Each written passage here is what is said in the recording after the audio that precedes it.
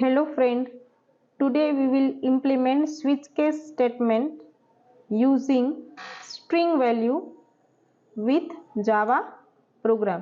તો for that myeclipse open કરી લેશું આપણે ફાઇલ મેનુમાં જઈને new Java project. In this dialog box we can give the name of project, right? તો કોઈ પણ valid identifier as a project name use કરી લઈએ. ડિફોલ્ટ લોકેશન ચેકબોક્સ ડિસિલેક્ટ કરીને બ્રાઉઝ બટન પર ક્લિક કરીને જે લોકેશન ઉપર આપણે આ પ્રોજેક્ટ સેવ કરવો છે ફોલ્ડર સિલેક્ટ કરીને okay button and then after finish. Project icon પર રાઈટ ક્લિક કરીશું, ન્યૂ ક્લાસ બનાવી લેશું.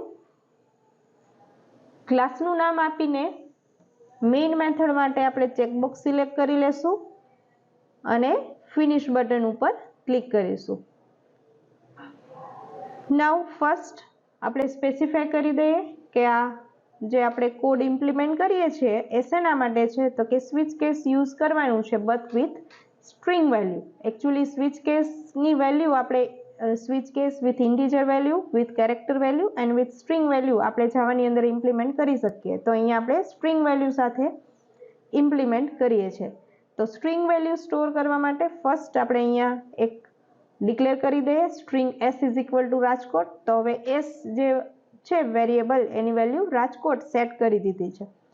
સ્વિચની સાથે s પાસ કરીએ અને નંબર ઓફ કેસ સ્ટેટમેન્ટ હવે આપણે અહીંયા એડ કરીશું.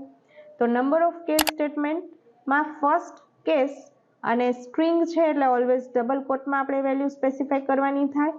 તો કેસ ડબલ કોટમાં લખી દીધું રાજકોટ અને જો s ની વેલ્યુ રાજકોટ હોય તો આપણે પ્રિન્ટ કરવું છે અહીંયા એઝ અ આઉટપુટ એક સ્ટેટમેન્ટ. તો એના માટે લખી નાખ્યું system.out.println city is Rajkot.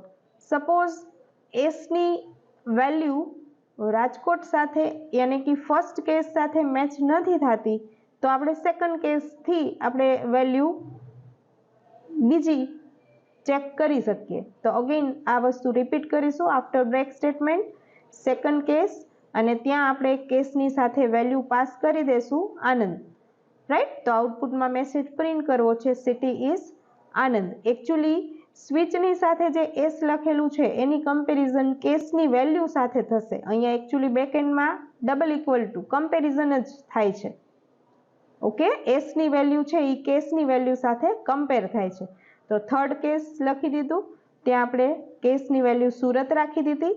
String છે એટલે ડબલ કોટ કમ્પલસરી છે અને જો આ વેલ્યુ મેચ થાય તો સિટી ઇઝ સુરત એવું પ્રિન્ટ કરીને બ્રેક. નેક્સ્ટ અગેન હજુ એક કેસ એડ કરી દઈએ. સપોઝ કેસની વેલ્યુ આપણે રાખી દઈએ બોમ્બે. જો આ મેચ થાય તો મેસેજ તરીકે પ્રિન્ટ કરવું છે આપણે city is Bombay. Okay, now suppose આ એક પણ વેલ્યુ સાથે એસની વેલ્યુ મેચ નથી થતી. એસની વેલ્યુ રાજકોટ નથી, આનંદ નથી, સુરત નથી, બોમ્બે પણ નથી. તો શું પ્રિન્ટ કરવું છે? તો એ વસ્તુ આપણે એઝ અ ડિફોલ્ટ બ્લોક તરીકે સ્પેસિફાય કરી શકીએ.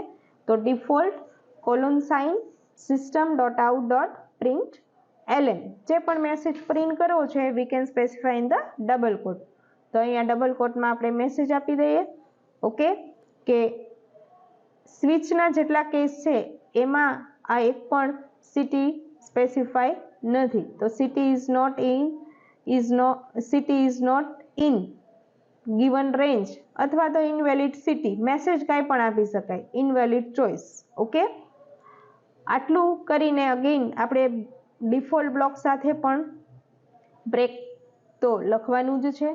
તો બ્રેક લખી દઈએ અને પ્રોગ્રામને આપણે એક્ઝિક્યુટ કરીને જોઈએ કે આઉટપુટ આપણને શું મળે છે. ઓકે, તો અત્યારે એસની વેલ્યુ રાજકોટ છે તો આપણને એઝ આઉટપુટ મળી ગયું સિટી ઇઝ રાજકોટ. જો એસની વેલ્યુ આપણે ચેન્જ કરીને બીજી કરી દઈએ, સપોઝ સેકન્ડ સિટી આપણું છે આનંદ એ લખી દઈએ તો આપણને એઝ આઉટપુટ મળી જશે સિટી ઇઝ આનંદ. ઓકે, તો એસની વેલ્યુ જે કેસની વેલ્યુ સાથે મેચ થાય છે એ કેસ બ્લોક એક્ઝિક્યુટ થાય. જો સુરત સ્પેસિફાય કરી દઈએ તો સુરત વેલ્યુ આપેલી છે એ કેસ બ્લોક એક્ઝિક્યુટ થશે અને પછી સ્વિચ કેસ છે એ બ્રેક થશે.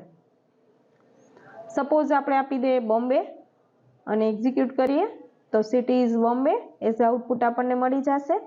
પણ હવે સપોઝ રાજકોટ, આનંદ, સુરત, બોમ્બે આ સિવાયનું હું કોઈ એસની અંદર વેલ્યુ સ્ટોર કરી દઉં, બરાબર, આપણે ત્યાં કોઈ પણ બીજી વેલ્યુ સ્ટોર કરી દઈએ, ફોર એક્ઝામ્પલ બરોડા, અને એક્ઝિક્યુટ કરીને જોઈએ તો આપણને ડિફોલ્ટ બ્લોકમાં જે લખેલું છે invalid choice A as a output મળી ગયું.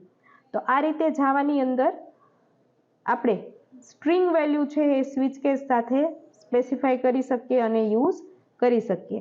Thank you.